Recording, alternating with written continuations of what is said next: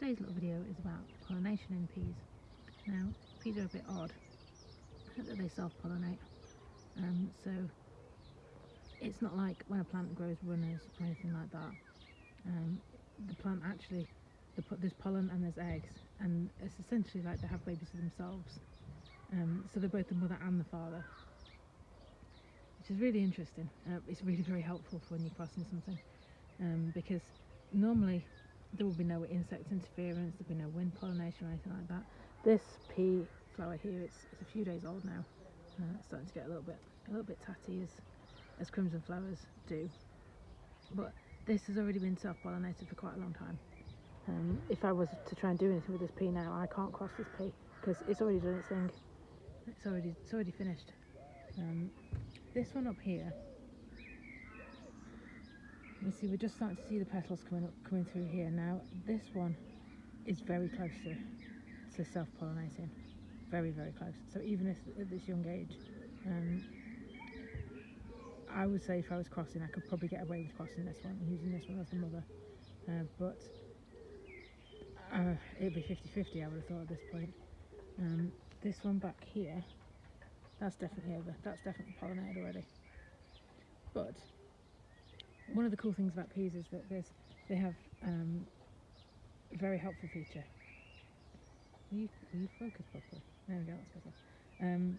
So the female parts of the flower actually become mature earlier than the male parts.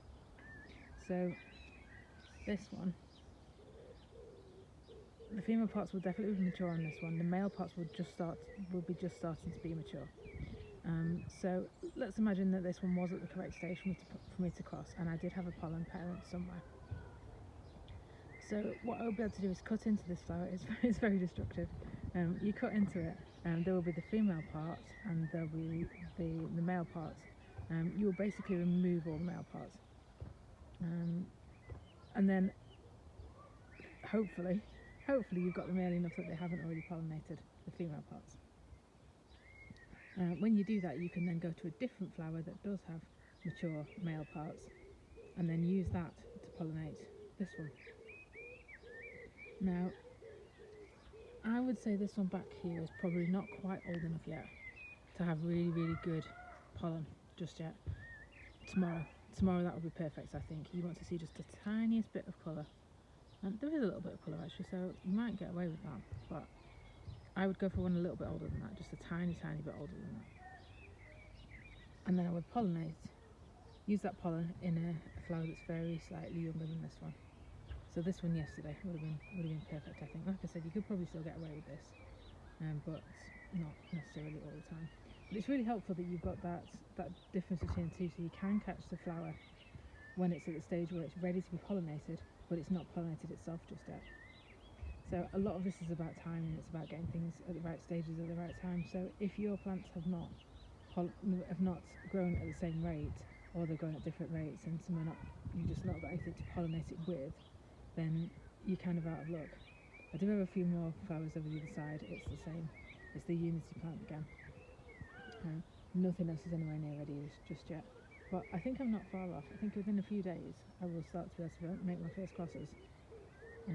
Let's go and have a look over here. So that one just opened today. Yeah, that one's already well past.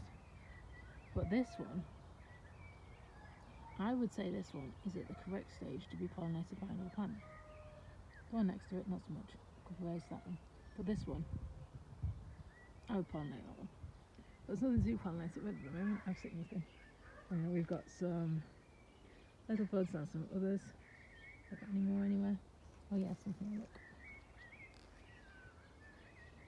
Various other ones are about ready to... Oh look, here we are.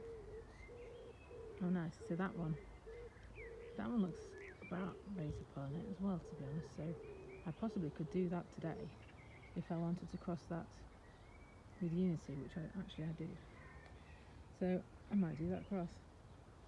Yes, it's very fiddly, it's very complicated. You have to cut into flowers, and it's a bit of a pain in the bum. It doesn't always work as well. If you've not got your timing absolutely bang on, the weather's not right, or there's some sort of incompatibility or whatever, it's very difficult. But I do really want to make crosses with this one. as soon as possible, so I might try and do that this afternoon. They do prefer to be pollinated in the morning, but I am often not awake before it gets too hot. If the weather's too hot, they don't pollinate. If it's too damp, they don't pollinate. If it's too dry, they don't pollinate. You've got to catch it bang on. So I will, when I'm making crosses, I will try and do several, in the hope that I will get a couple of seeds. It doesn't really matter in the first generation, as long as you get, I'd like three or four seeds would be absolutely perfect. But I've gone with one seed before. We've had one seed, and I've been able to get a next generation out of it. The generation after that, the F2 generation, is the one where you really, really want lots of seeds if possible. So that's what we're trying to do, but it doesn't really matter in the F1 if you've only got a few, or just a little handful, because each plant will produce, I don't know, loads.